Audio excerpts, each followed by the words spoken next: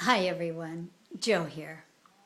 Today I want to talk to you about making a choice to be of service and to make a difference. Several months ago, I was faced with just this opportunity.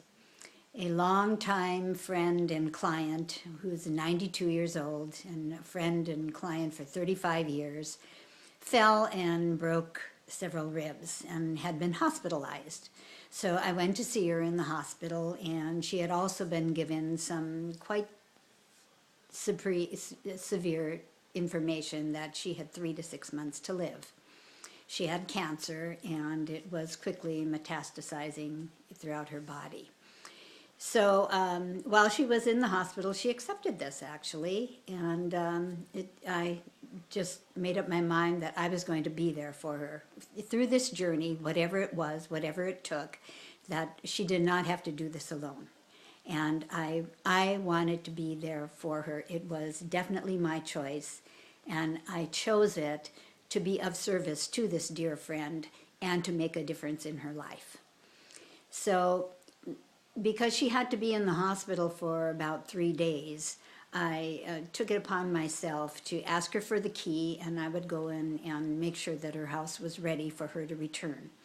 And little did I know when I went there, because every time I called her, she seemed to be in charge of everything. She seemed to have everything under control, and things were going great. And yes, every once in a while she conceded to the fact that some of the paperwork was overwhelming and the mail was just beside her, and she was a little upset about that. But normally, she had everything under control and she was doing well.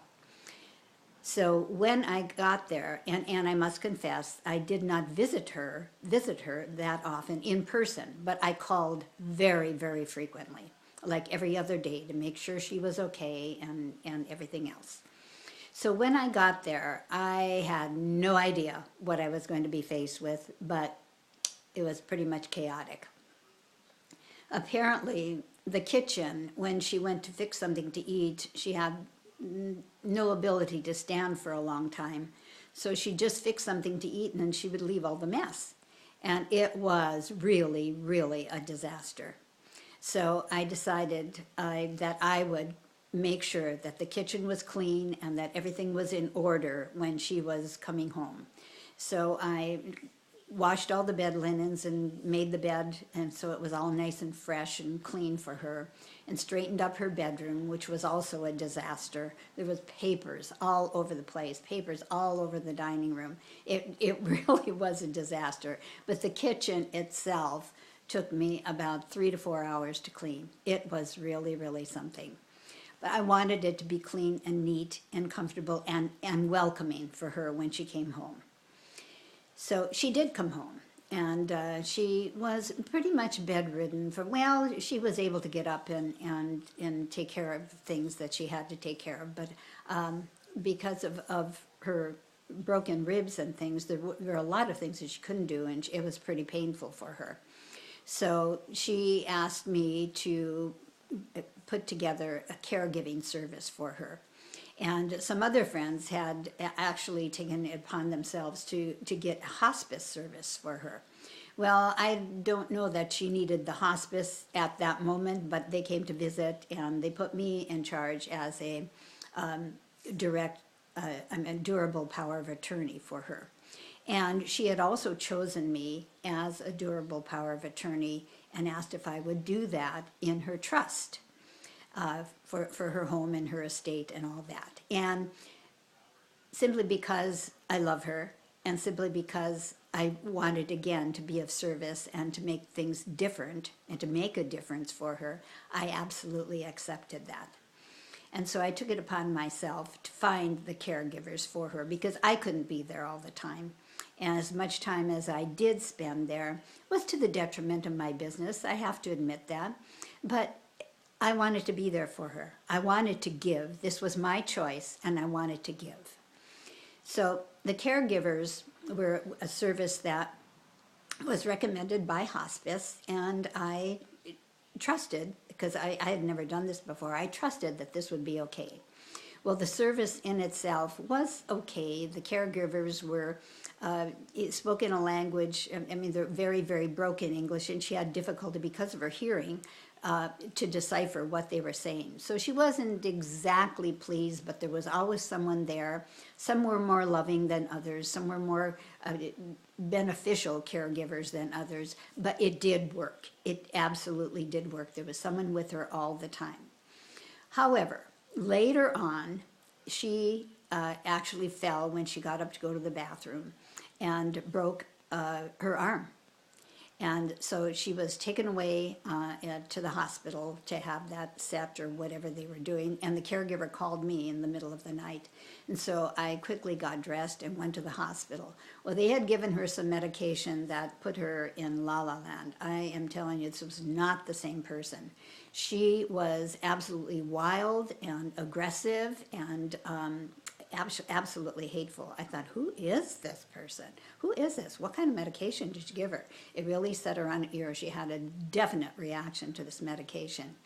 Because of her age and because of her illness, they chose not to have surgery to put her arm back together, so they just put it in a brace. And that was quite painful. She, again, was there for 3 days, and they were trying to find a facility to send her to for a total caregiving. And all the ones that I gave them to check into wouldn't accept her because they wouldn't accept the kind of insurance that she had, which related then, would evolve then into Medicare. So I didn't understand what was going on with her insurance. I thought everything should have been covered. But they did find a facility that was a subacute rehabilitation center. So she was taken there by ambulance and put into this facility. And after I visited her there, it wasn't the very best facility, but it was the best that we could find at the time for the care that she needed. So she was there for quite a few weeks, and she just kept begging me to get her out of there, to get her out of there. And so I moved heaven and earth and to finally get her back home. And of course, I had to find a constant care nurse, and it had to be a medical nurse that would be able to take care of her and to know exactly what to do should something go wrong. So we did this, and eventually, I should say sooner rather than later, because I insisted, because she was now on her own paying for this facility, which was like $400 a day, and her bank account would be rapidly diminishing. So I insisted that she go back home, and I made ready for that. We got a hospital bed in there, and I kind of upped the service of hospice, and the nurse got her crew together so that there was round the clock care. And she came home within 2 days. And she was delighted to be home, but I think because of all the change, her personality went haywire again, and she was angry with all of the care providers, which I guess understandable under the anxiety and the stress of new facility and change and everything just did it to her. However, she calmed down, and I'm sure she was thrilled to be home. She had a beautiful view of her backyard, which was green and growing and flowering and blossoming. It was absolutely phenomenal for her. And so under the care of the nurse and all of the caregivers, we finally got all of her trust things settled to her liking, except the attorney thought that it was not distributed readily because there was too much going to two places, and asked if there were some charities that she would like to give some funds to. So I talked with her about that, and we thought we had all of this settled, and things turned for the worse. She was really quite incoherent, and when I did talk to her about getting her percentages settled, well, she became absolutely alert, and we finished all of that. I turned it over to the attorney. However, because of his busy schedule, he wasn't able to do this right away. And when he came on the following Friday to get her to sign everything, she was pretty much out of it, incoherent, and absolutely passed away the next morning. After all of this, and my job then, even though my duties as the power of attorney passed when she passed, they wanted me to continue with the funeral services and all of that, what that was involved with that. So I did all of that. It was kind of a letdown after she passed, because I was really hoping that there would be some times where she would be better and be the same dear friend that I knew for all those years.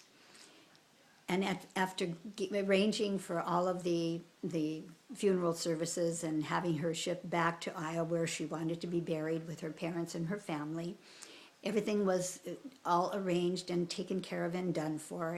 I checked with the family. The service was beautiful. The weather was very cooperative, and the very next day it absolutely poured. But my whole point is to choose to be of service to someone and to make a difference to someone or in someone's life is a gift given back.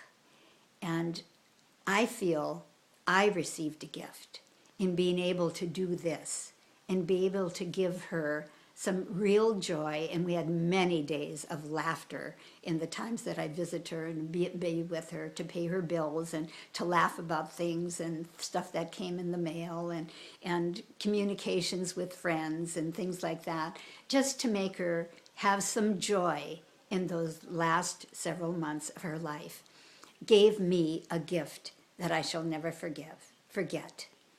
I will never forget being able to be of service to that point and to make someone's life much more joyful than it would have been without me.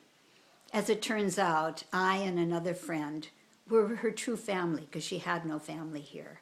She had very few relatives left back in Iowa, but we were the family that she had here.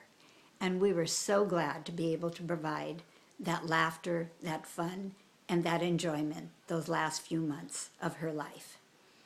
So I put this to you to do the same for somebody, anybody. It doesn't have to be a terminal thing. Just give of yourself, be of service to someone, and make a difference in someone's life. And by that same token, I hope that it will bring you the joy and the gift that it gave me to do that same thing for a friend. So I wish you Godspeed.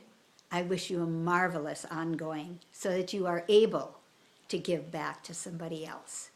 Take care. Have a very blessed day.